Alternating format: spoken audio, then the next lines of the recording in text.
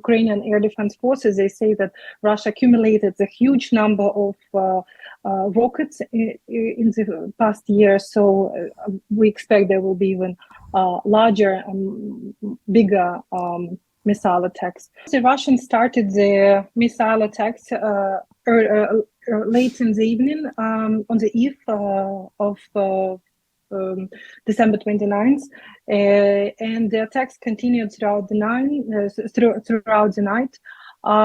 Several major cities were affected: Kharkiv, Lviv, Odessa, Zaporizhia, including Kiev. Well, as for the death toll, it has now increased to 17 people, but the rescue works are still going on because, for example, in Dnipro, the missiles attacked the shopping mall and the maternity house. In particular, in the maternity house, the patients were able to leave the wards and hide in the shelters, but the areas nearby were affected significantly. In Kiev as well, there are facilities, infrastructure facilities that are still where people are still under the rubble, and the rescue workers are operating.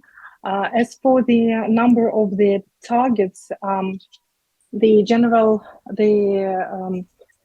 commander-in-chief Valery Zaluzhny said that Russia used 158 means of different aerial attacks, and 114 rockets or drones or aerial targets were eliminated by the Ukrainian air defense forces. So, however, you see like roughly 40 missiles, drones, rockets reached the targets. In terms of the size of Ukraine, it's an enormous landmass. When we're talking about all these different cities, for people that don't know, I mean, Lviv is very far in the west. It's only maybe an hour on the train from Poland. Odessa's far in the south. Kharkiv is further over. Kyiv is further up. And also, I mean, I was there a few weeks ago, feels very far from the front line. It seems to me as if this would have caught a lot of people by surprise in those areas that haven't seen fighting for a long time. With regards to being caught by surprise, no. Ukrainians expected that Russia would massively attack the cities closer to the new year, because the last year Russia did the same. On the 31st of December, there was a massive attack. So we definitely expect in the next few days, they would repeat the scenario of the last year, which is absolutely, dehumanized, because what's the point of doing that against the civilian population in the time where everyone is like trying to find some peace and solitude? Because like the year has been very hard for the Ukrainians everywhere on the front line, on the economic front. So yes, we expect more attacks in the next few days.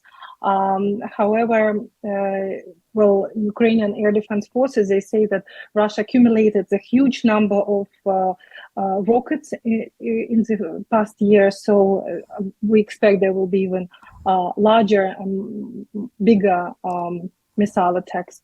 And of course, as you see, the number of people who died is quite high. But at the same time, the number of intercepted projectiles is big as well. So it wouldn't be happening if not for the help of the Western allies, Western partners. So very big thanks to them for providing such help.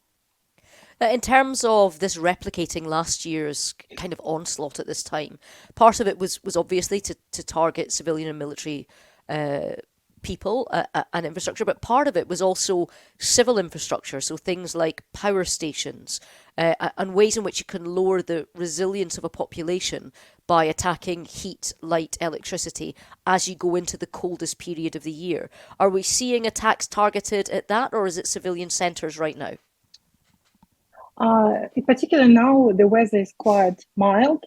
It's above zero, so it's rather warm in Ukraine.